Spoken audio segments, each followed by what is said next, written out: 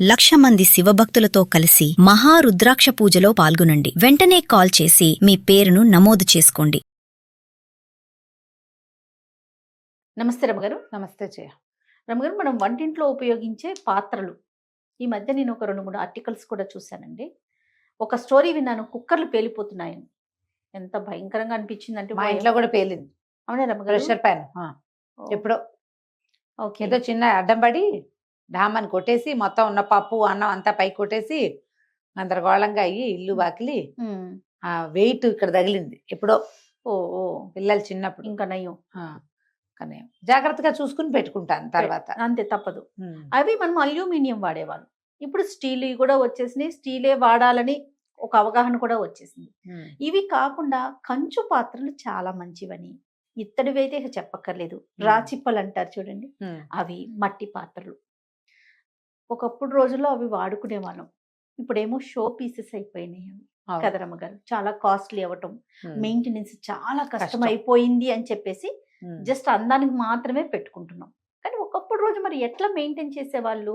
ఇవి లేనప్పుడు ఈ స్టీల్ కానీ అల్యూమినియం ప్లాస్టిక్ ఈ గోల లేనప్పుడు ఎట్లా చేసేవాళ్ళు రమ్మగారు? జయ, జీవన విధానమే తేడా అప్పటికి ఇప్పటికి. ఈనాటి పరుగు ఆ రోజున లేదు. ఈ ఈ ఒళ్ళు పరుగు, ఈ పని చేయలేని తనం ఆ రోజున లేదు.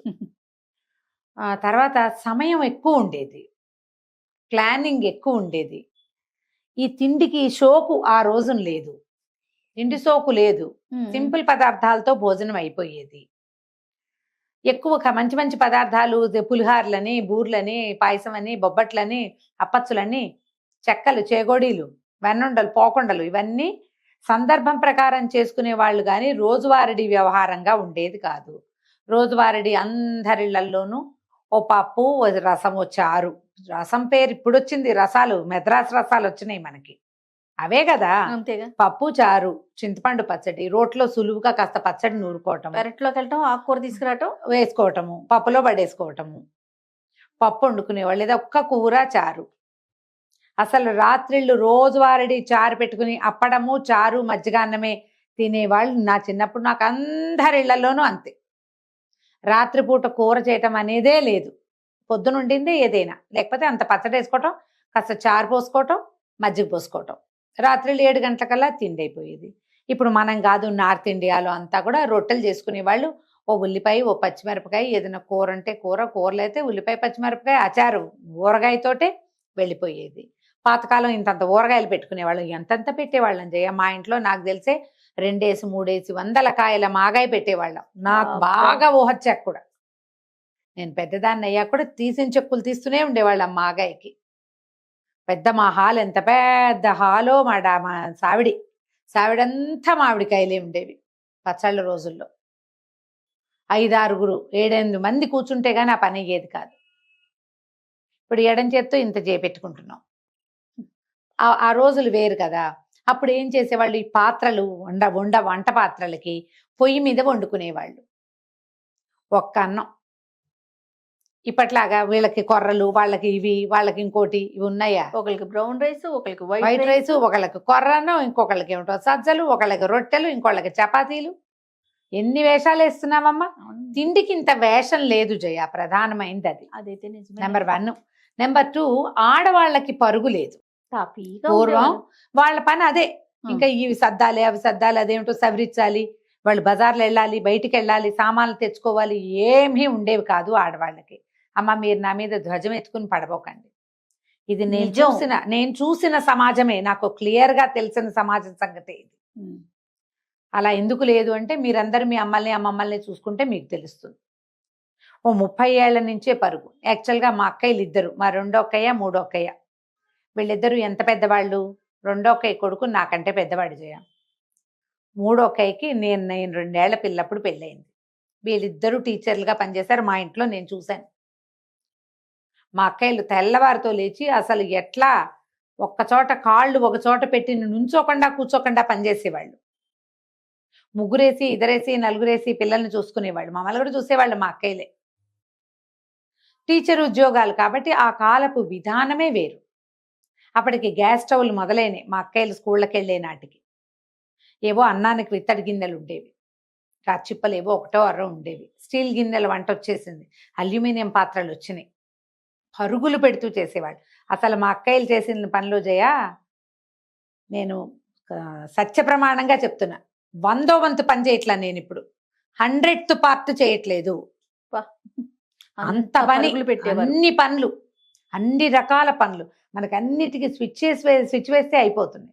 ఇప్పుడు మనం పాత్రల దగ్గరకు వస్తే, పూర్వకాలం కంచు గిన్నెలతో వండుకునేవాళ్ళు, ఇత్తడి గిన్నెతో వండేవాళ్ళు. ఇంత గుండు ఉండేది మా ఇంట్లో. పొయ్యి వెలిగించి తెల్లవారగానే పొయ్యి మీదకి ఎక్కిస్తే 8వ గంటకో 9వ గంటకో దిగేది అది. కుంపటి వెలిగించేవాళ్ళు, దాంట్లో ఒక ఇత్తడి గిన్నె పడేసేవాళ్ళు, దాంట్లో చారో పప్పు ఉడికేది.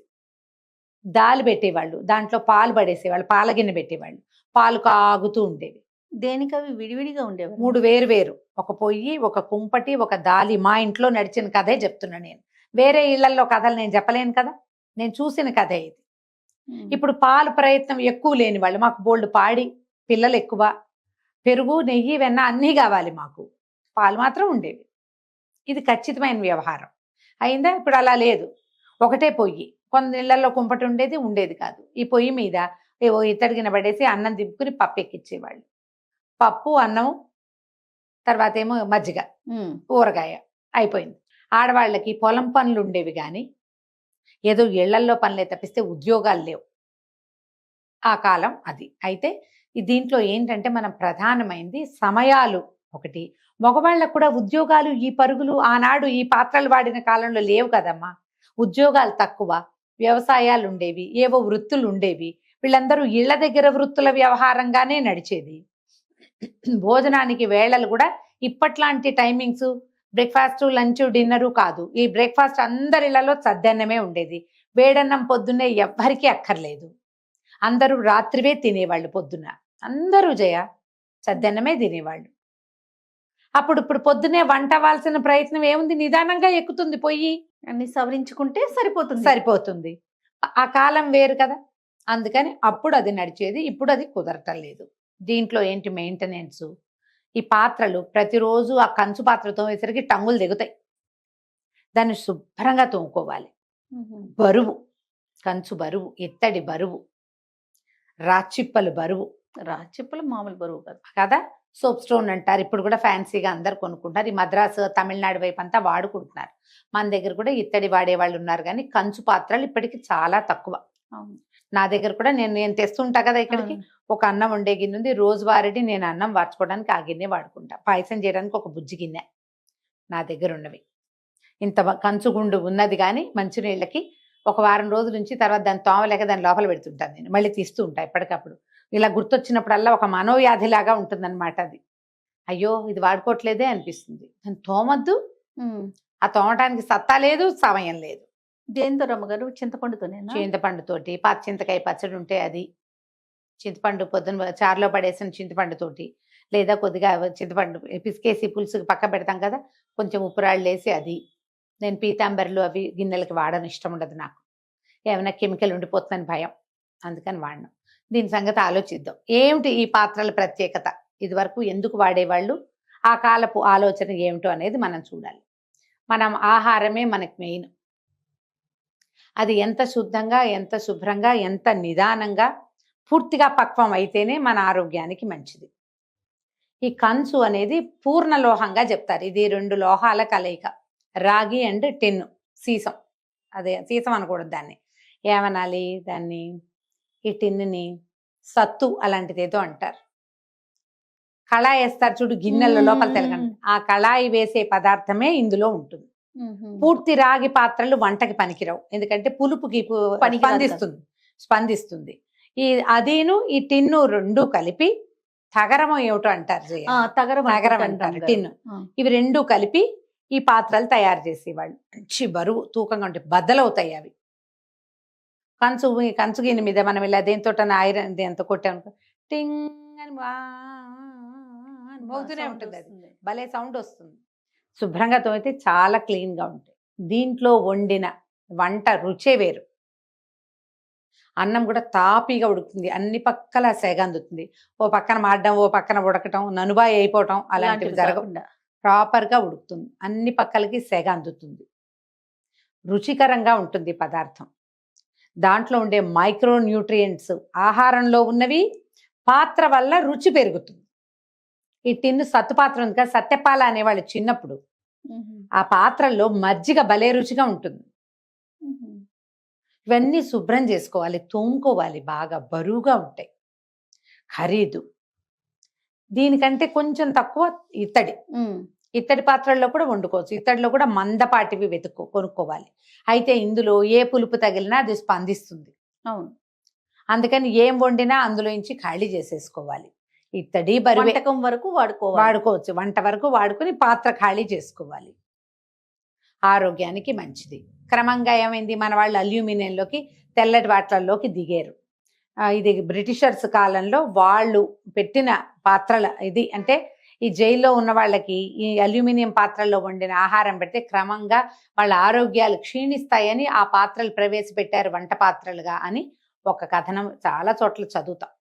చాలా పెద్దవాళ్ళు కూడా చాలా మంది చెప్తారు, బ్రిటిషర్స్ వచ్చాకే తెల్ల గిన్నెలు వచ్చినాయి మనకి అని. అల్యూమినియం స్లో పాయిజన్ లాగా మన ఆరోగ్యాన్ని పాడు చేస్తుంది అని. క్యాన్సర్స్ కూడా కొంత కారణం అవుతుంది. అంటే అల్యూమినియమేనా, లేకపోతే అల్యూమినియం సరిగ్గా శుభ్రం చేయబడకపోవటం వల్ల అనేది అయితే బాగా ఇంకా దాని మీద అవగాహన లేదు, కానీ ఇది నిజం.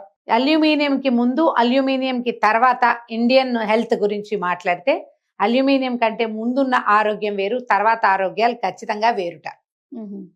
ఇది అయితే ఉంది. తెల్ల గిన్నెలు ఈజీగా సింపుల్గా తోమేసుకోవచ్చు, బరువు తక్కువగా ఉంటాయి, తొందరగా శుభ్రపడిపోతాయి, తొందరగా వండేస్తుంది, అది అని మంట గప్పుకొని వేడెక్కిపోతుంది తొందరగా.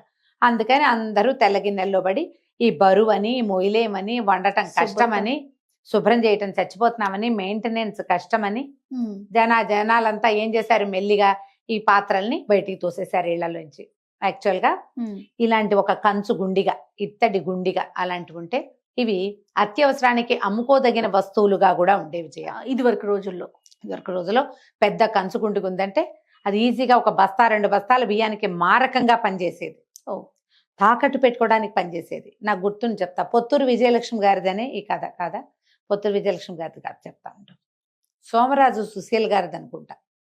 ఒక కథలో ఓ పిల్ల అమ్మాయి పెళ్ళవుతూ ఉంటుంది.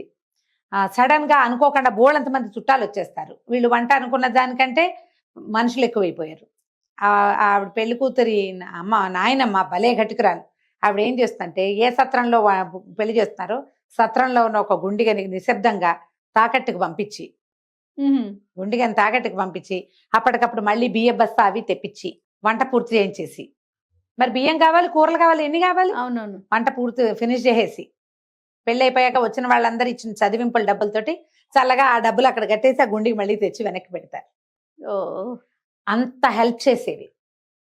ఈ కంచు అవి బంగారం ఉంటే మనకి ఇప్పుడు ఎంత దన్నో, పాత రోజుల్లో పురాతన పాత్రలు అంత దన్నుగా ఉండేవి. బరువు ఖరీదు అంటారు కదా, కంచు మోగినట్లు కనకము మోగినాను. ఇప్పుడు బంగారం వేరు, బంగారం ఇంతే ఉన్నా చాలు, ఇంతే ఉంటే డబ్బులు వస్తాయి. అది చెప్పే సందర్భం వేరైనప్పటికీ కనకం కూడా కంచు కూడా కనకంతో సమానంగా ఉండేది అప్పట్లో. ఆరోగ్యానికి సంబంధించి ఉండేది, జాగ్రత్తగా దాచుకునేవాళ్ళు, వాడుకునేవాళ్ళు, రోజువారీ వాడకంలో ఉండేది. దొంగలు పడితే కంచు పాత్రలు కూడా దొంగతనం చేసుకుపోయేవాళ్ళు. మారకం బాగా నడిచేది అప్పట్లో. అదేలేండి, ఇప్పుడు కూడా నడుస్తుందమ్మా మారకం. ఒక కంచు పళ్ళేం కొందాం అనుకుంటే నేను ఇంటిల్లిపాతికి కంచాలు కొనాలంటే 50,000 అయ్యేలాగా కనపడింది నాకు. కంచు పళ్ళేలు, గ్లాసులు, కప్పులు కొంటే 50,000 చిల్లర. అంత ఖరీదైన లోహంగా మారింది అది ఇప్పుడు. కానీ ఓ కంచు పాత్ర ఉండటం మంచిదే ఇంట్లో. అల్యూమినియం పాత్రలు ఆరోగ్యానికి మంచిది కాదు. నాన్ స్టిక్ కూడా మంచిది కాదు. ఇప్పుడు సులువుగా ఉందని మనం ఏం చేస్తాం, దోశ వేయగానే టపిమని లేచి వచ్చేస్తుందని అడ్వర్టైజ్మెంట్ చేశారు, బాగా అడ్వర్టైజ్ చేసి అందరితోటి కొనిపించారు. అవును, ఎన్ని రకాలు కొన్నాం, అందులో తాలింపు వేసుకునే చిన్న చిప్పలు కొన్నాం, తర్వాత కూరలు చేసుకునే మూకుళ్ళు కొన్నాం, దోశలు వేసుకునే పెనాలు కొన్నాం కదా. నాన్ స్టిక్ కుక్ వేరు బ్రహ్మాండంగా కొనుక్కున్నాం మనం. చాలా మంది ఇప్పుడు బయట పారేశారు, అది ఆరోగ్యానికి మంచిది కాదని. ఆరోగ్యానికి ఏది మంచిది, ఎక్కువ హానికరం అస్సలు కాంది, చాలా మెయింటెనెన్స్ తీసుకునేది కంచు, ఇత్తడి. ఆలోచించి 1, 2, 3 పాత్రలైనా అవి కొనుక్కొని మెయిన్ కోర్సు ముఖ్యమైనది వీటిల్లో చేసుకోవచ్చు. ఇప్పుడు రాచిప్పలో పులుసు దానంత రుచి ఇంకొకటి లేదుట. మహా రుచిగా ఉంటుంది. నా చిన్నప్పుడు నాకు ఊహ తెలిసాక రాచిప్ప మానేశారు మా వాళ్ళు. చిల్లు పడిందో ఏమిటో అయ్యింది అది. మా ఇంట్లో నుంచి రాచిప్పలు బయటకు వెళ్ళిపోయినాయి. ఉప్పు పోసి ఓ పక్కన పడేసేవాళ్ళు పాత రాచిప్పలు. బాగుండేది, పల్చగా ఇంత ఉండేది. తర్వాత భాండం, కుండల్లో పులుసు కూడా భాండం ఉండేదట మా నా ఊహ తెలిసే నాటికి నాకు లేదు.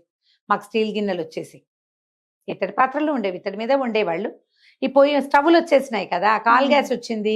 మా దగ్గర గోబర్ గ్యాస్ ఉండేది. ఈ ఇత్తడి అంటే ఎంత గ్యాసు చాలదు కదా. ఇప్పుడు ఇంత బరువైన గిన్నె వేడెక్కడానికి ఎంత వేడి సరిపోదు, గ్యాస్ వేస్ట్ అయిపోతుంది. అందుకని ఏం చేస్తాం మనం, ఈజీగా వేడెక్కిపోయేవి, సులువుగా దిగిపోయే వాటి కోసం వెళ్తారు. ఇప్పుడు స్టెయిన్లెస్ స్టీల్ తో మనకు వచ్చే జబ్బులేం లేవు, కానీ ఆరోగ్యం కూడా లేదు. అది స్టెయిన్లెస్ స్టీల్ అదేం కరిగే ఆహారంలోకి రాదు. కరెక్టే కానీ రమ్మగారు మాడిపోతుంది. రమ్మగారు మాడుతుంది, ఒళ్ళు దగ్గర పెట్టుకుని వండుకోవాలి, జాగ్రత్తగా అక్కడే ఉండి వండుకోవాల్సి వస్తాం.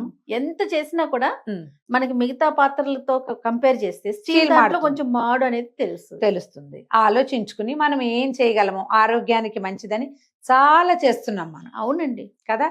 ఎంత బాగా చేసినా వండిన పాత్ర బాగుండకపోతే అంత ప్రయోజనం లేదు. అవును. కాబట్టి ఆలోచించి అక్కడెక్కడో ఖర్చు పెడుతున్నాము, ఆ పిచ్చి ఖర్చులు మానేసి అదేదో ఆ ఖర్చు ఇక్కడే కూడబెట్టుకొని ఆ ఖర్చు ఇక్కడే అవుతుందని ఆలోచించుకుని మనం ఇలాంటిది ఏదైనా ప్రయత్నం చేసుకోగలిగితే బాగానే ఉంటుంది. మనం రాగి పాత్రలో మంచినీళ్ళు తాగడానికి అందరి దగ్గర జగ్గులో చెంబులో ఉన్నాయి, కానీ రాగిలో మనం వంట చేయలేం. మంచినీళ్ళు తాగలుగుతాం, ఆరోగ్యానికి మంచిది మనకు తెలిసిందే కదా. మజ్జిగ పోసుకోవడానికి ఒక్క టిన్ను పాత్ర కొనుక్కోవచ్చు, రోజువారీ మనం మజ్జిగ అందులో చేసుకుంటాం ఒక్క పాత్ర. అన్నం ఇందులో వండుకుంటాం ఒకటే పాత్ర, ఈ కూర ఇందులో వండుకుందాం దానికి కూడా ఒకటే పాత్ర. ఎన్నైనామో మొత్తం కలిపి ఎన్నో లేవు కదా. ఒక కంచు చెంబు మంచినీళ్ళకి అలా చేయొచ్చు కదా. మనం ఆలోచించవచ్చు. కుండలు కుండ కొంటామా జయ, ఏడాది తిరిగేసరికి పోతుంది. అసలు కొన్ని కుండలు అయితే మనం వంట వండుతుండగానే పగిలిపోతూ ఉంటాయి. 700-800 పెట్టి కుండలు కొంటున్నాం. అవును. ఈ 7-8 పెట్టే బదులు శాశ్వతంగా అలాగే కదలకుండా తరాల వెంబడి ఉండే పంచపాత్రలు కూడా కొనుక్కోవచ్చుగా మనం. ఖచ్చితంగా. ఇవన్నీ వాటిని ప్రమోట్ చేసే ఉద్దేశం కాదమ్మా. ఆరోగ్యానికి ఏది అవసరమో మనం పెట్టే ఎన్నో ఖర్చుల్లో ఇదొక ఖర్చు కాదు, ఇది మనకి ప్లస్ అని ఆలోచిస్తే కనుక మనం హెల్దీగా ముందుకెళ్ళచ్చు. వీటి మీద అవగాహన కోసం మీరు కట్టి చూడొచ్చు, బ్రాస్ ఆర్ బ్రాంజ్ ఏది మంచిది, రైట్, స్టీల్ మంచిదా అల్యూమినియం మంచిదా, మీ అంతటా మీరే గూగుల్ చేసి తెలుసుకోవచ్చే. అవును. హాయిగా ఆలోచించండి. బోల్డ్ రకాలు ఖర్చు చేస్తాం, ఈ పని చేద్దామని కూడా ఆలోచించండి. తప్పకుండా. నమస్తే. నమస్తే.